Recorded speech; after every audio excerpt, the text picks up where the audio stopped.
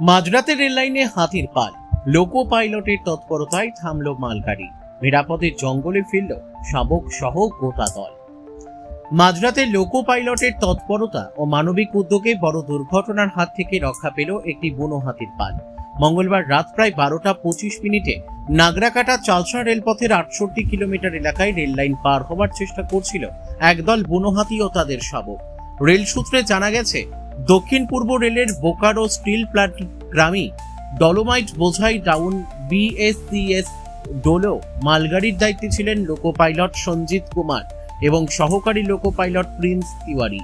কর্তব্যরত অবস্থায় তারা রেল লাইনের ওপর হাতির পাল দেখতে পেয়ে সঙ্গে সঙ্গে ট্রেনের গতি নিয়ন্ত্রণ করেন এবং ট্রেন থামিয়ে দেন। এর ফলে হাতির পাল ও তাদের শাবকগুলি নিরাপদে রেল লাইন পার হয়ে জঙ্গলে ফিরে যেতে সক্ষম হয়।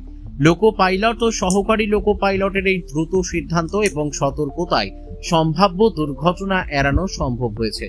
ঘটনাটি আবারও প্রমাণ করল বনাঞ্চল সংলগ্ন রেলপথে সতর্কতা ও দায়িত্বশীলতা বন্যপ্রাণ সংরক্ষণে কতটা গুরুত্বপূর্ণ।